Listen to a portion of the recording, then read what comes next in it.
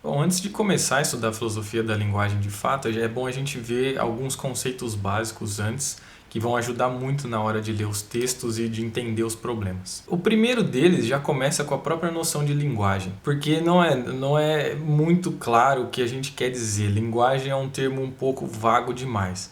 Por exemplo, existem duas concepções na literatura que são bastante diferentes. Por exemplo, tem uma certa concepção que a gente pode chamar de a concepção da vovó de linguagem, que vê a linguagem como uma espécie de um objeto social, uma coisa que de certa maneira é algo público, compartilhado por todo mundo, que a gente quando cresce entra em contato e aprende em maior ou menor grau. E segundo essa concepção, a principal função da linguagem é justamente a comunicação.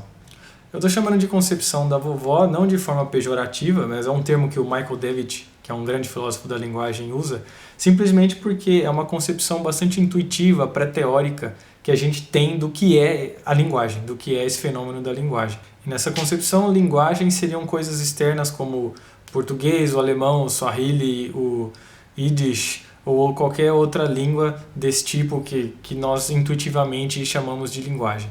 Então, para isso ficar claro, nessa concepção, a concepção da vovó, a linguagem é um objeto social, é algo externo aos falantes individuais e que a gente aprende ou domina e passa a ter competência ao longo do nosso desenvolvimento e do nosso crescimento. Nesse sentido, ela é algo público, algo exterior, algo externo. Já para a linguística chomskiana, por exemplo, para o Chomsky, ele é completamente contra essa concepção de linguagem. Ele acha que isso é extremamente vago e não dá para a gente fazer um estudo sistemático da linguagem usando essa concepção da vovó. Ele acha que a linguagem deve ser entendida como uma faculdade inata, algo biológico com o qual a gente já nasce. Uma propriedade da espécie.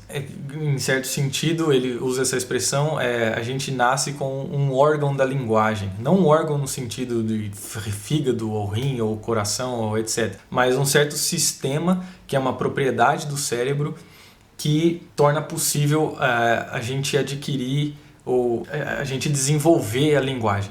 E, no caso, as linguagens particulares, o Chomsky chama de linguagens I. Esse I significa são linguagens internas e individuais. Então, nessa concepção de linguagem, as linguagens I para o Chomsky são sistemas computacionais que são propriedades do cérebro de falantes individuais. São sistemas de regras e princípios que governam a associação entre articulações, né, no caso seriam sons ou gestos, no caso de linguagem de sinais, e significados.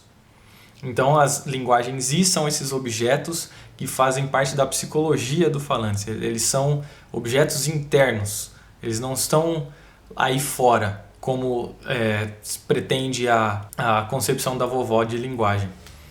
E para o Chomsky, a ideia de que a linguagem, a função principal da linguagem é a comunicação, é equivocada. Para ele, a linguagem é principalmente uma ferramenta ou algo cuja função é estruturar o pensamento.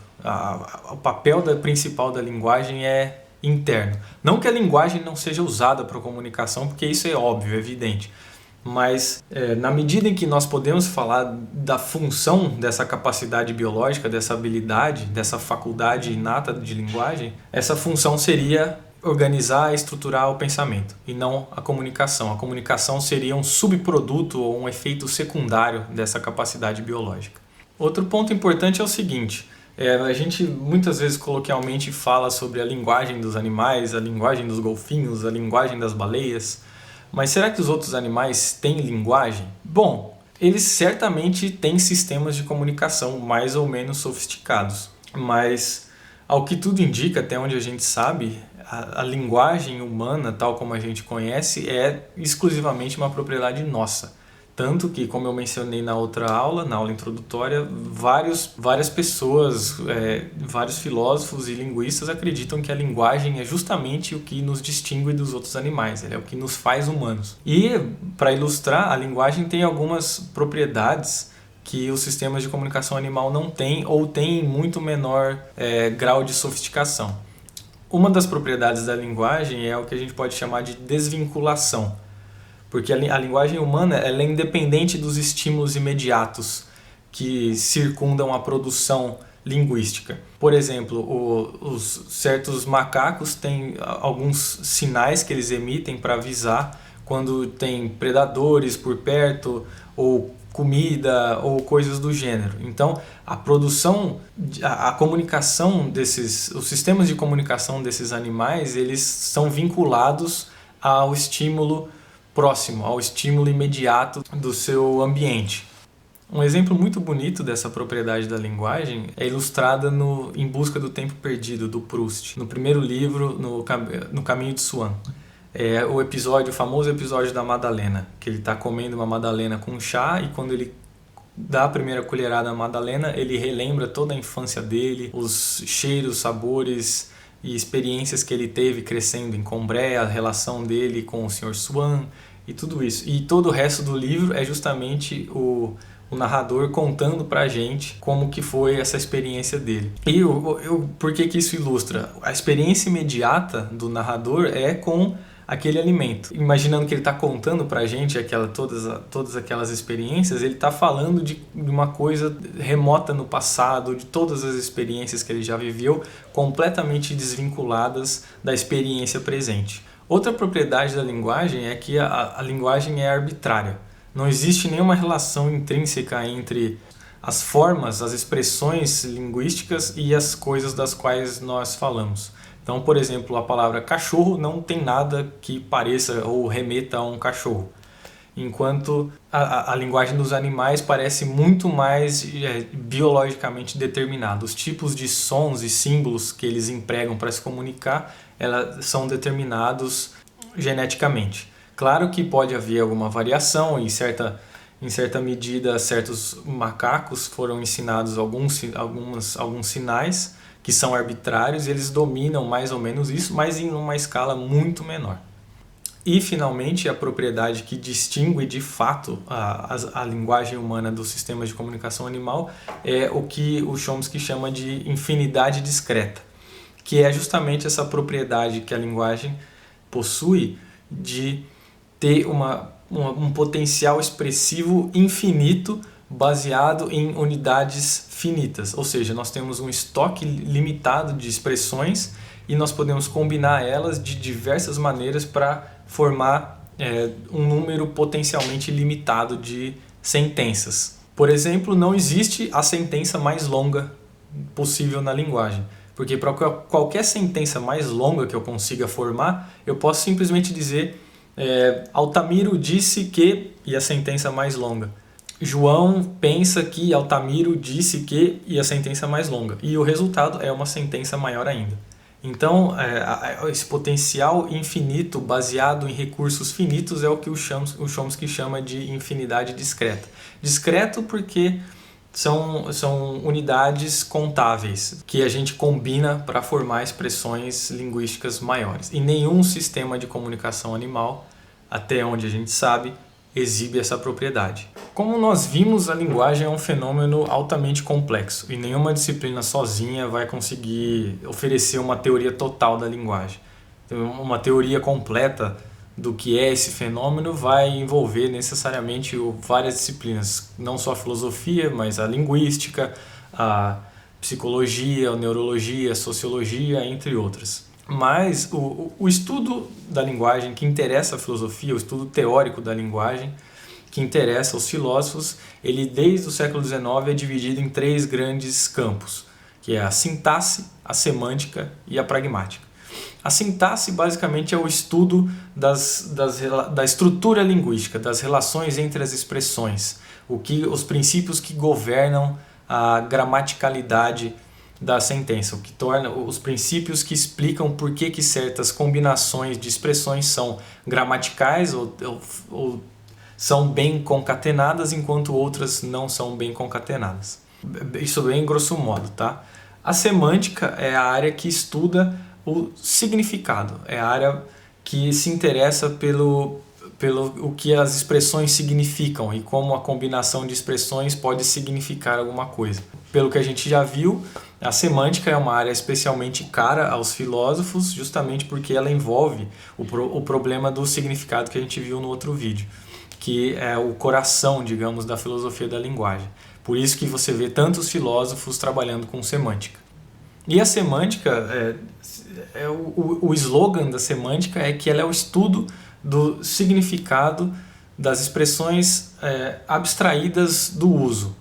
Ou seja, é o estudo do significado literal ou em abstrato das expressões linguísticas. E a pragmática é o estudo das expressões em uso, do uso da linguagem.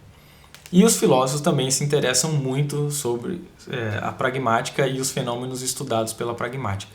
Um aviso, essa divisão entre semântica e pragmática é altamente contestável, não é nada claro onde uma termina e outra começa, mas é interessante ter essa divisão em mente, ela é bastante útil, mas tenham consciência que ela é muito controversa e não é uma divisão muito bem delimitada. E se vocês já ouviram falar nesses termos, vocês podem se perguntar se elas não são todas áreas da linguística, ou qual é exatamente a diferença entre filosofia da linguagem e linguística.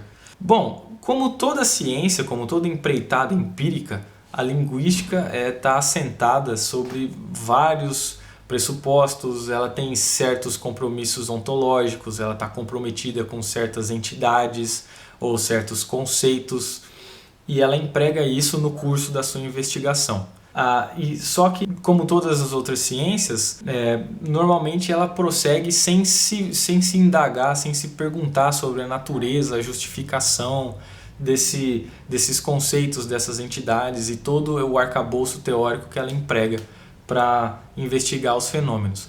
A filosofia dá um passo atrás e se preocupa justamente sobre a justificação e a natureza desses conceitos, das entidades, e questiona e investiga os pressupostos nos quais a linguística está baseada. Uma analogia que pode ajudar a entender a diferença é pensar sobre a relação entre a matemática e a filosofia da matemática. Os matemáticos, enquanto matemáticos, eles estão usando vários conceitos, empregando várias coisas como conceito de número, limite, equação, proposição, todas essas coisas, todas essas entidades matemáticas, conjuntos, operações e etc. E os filósofos da matemática, eles vão se perguntar sobre a natureza dessas coisas. Os números realmente existem? Em que medida números são coisas existentes? Eles existem da mesma maneira que o meu computador ou essa câmera? Ou não?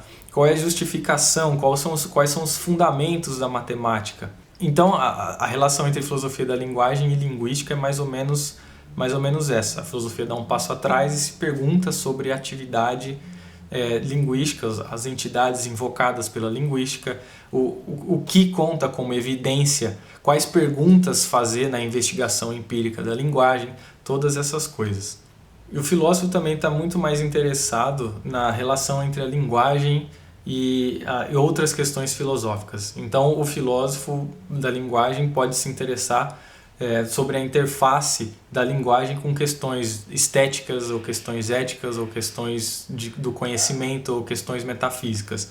Por exemplo, como a gente viu no outro vídeo, o filósofo pode se interessar sobre o uso da palavra belo, ou correto, ou moral, como funcionam esses termos e qual é exatamente a relação desses termos com essas outras disciplinas tradicionalmente filosóficas.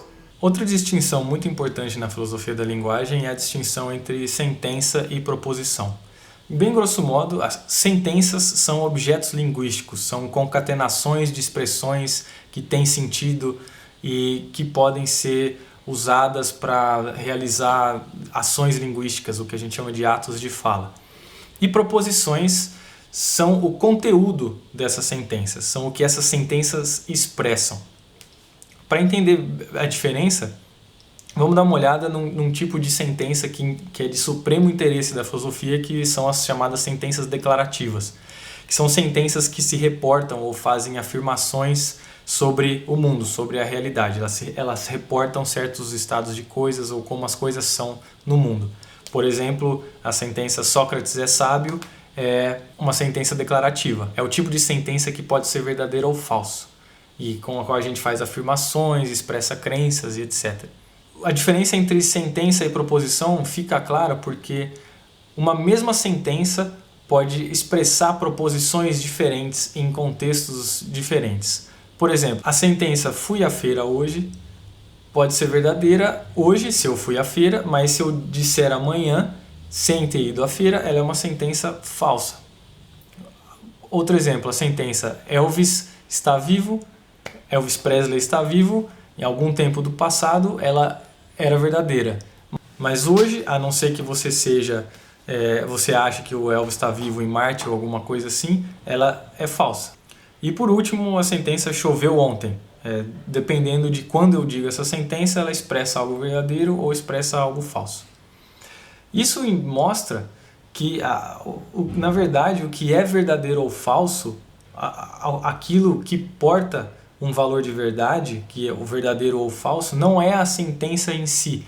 Na verdade, é o que ela expressa. E o que ela expressa é justamente o que a gente chama de proposição. Do mesmo modo que uma mesma sentença pode expressar proposições diferentes e ter valores de verdade diferentes, sentenças diferentes, ou seja, objetos linguísticos diferentes, podem expressar a mesma proposição.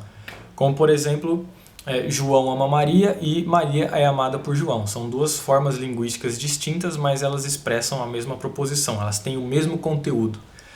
E sentenças de línguas diferentes são objetos diferentes, são objetos linguísticos diferentes, mas também podem expressar a mesma proposição. Como, por exemplo, a neve é branca, Snow is white and der Schnee ist weiß, em inglês e alemão, respectivamente. Então, essas três sentenças são sentenças diferentes, mas elas expressam a mesma proposição. Outra distinção que não parece ser muito interessante, mas que é absolutamente fundamental para a filosofia da linguagem, é a distinção entre tipos exemplares e elocuções ou proferimentos. Para entender essa distinção, pense na seguinte sentença. Uma rosa é uma rosa, é uma rosa, é uma rosa. Eu nem sei se eu falei todas as rosas. Mas enfim, ela está aqui do lado. E a pergunta é a seguinte, tenta responder a pergunta. Quantas palavras tem essa sentença? É uma pergunta capciosa. A resposta é que depende do que eu quero dizer com palavras. Se eu quero dizer palavras tipo, são 3. Afinal, só tem 3 palavras tipo aí. Rosa é uma. Mas se eu estou querendo dizer expressões enquanto exemplares, aí são 11. Qual é a diferença? O tipo é algo abstrato e o exemplar é algo concreto. Eles têm propriedades diferentes. Por exemplo, o tipo, ele é único, ele é algo que pode ter instâncias, como no caso aqui a palavra tipo rosa tem várias instâncias. E ele não tem nenhum lugar, ele não está em nenhum lugar que tenha coordenadas espaço-temporais, por exemplo. Já os exemplares, eles são entidades concretas, eles são feitos de pixels, como é o caso aqui, eles são feitos de sons ou de ruídos ou de marcas num papel, de tinta, etc. Eles podem ser manipulados, destruídos, queimados, movidos, todas essas coisas. Já os tipos, não. Os tipos são coisas abstratas. E os exemplares são contáveis. Você pode contar vários exemplares. E por que ela é importante? Porque essa distinção serve para também compreender a distinção entre semântica e pragmática. Lembra, a semântica, o slogan diz que é o estudo do significado abstraído do uso. O que isso quer dizer com a concepção de tipos? Que a semântica é o estudo que se preocupa com a informação semântica codificada numa expressão tipo, nessa entidade abstrata. Já a pragmática estaria preocupada com os exemplares, o significado que as expressões têm enquanto usadas. Ou seja, as entidades concretas, as entidades linguísticas concretas em uso. E a outra noção é a noção de elocução ou proferimento. Uma elocução é o ato de empregar uma determinada expressão linguística. É o evento linguístico concreto que também tem um lugar no espaço e no tempo.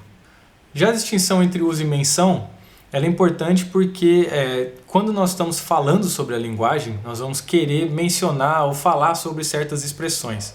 E quando nós fazemos isso, nós mencionamos a determinada expressão linguística para dizer alguma coisa sobre ela. Por exemplo, a seguinte sentença: Campinas é uma cidade grande. Nesse caso, eu estou usando a palavra Campinas, ela não está sendo mencionada. Eu estou usando essa palavra com seu sentido ordinário para fazer uma afirmação.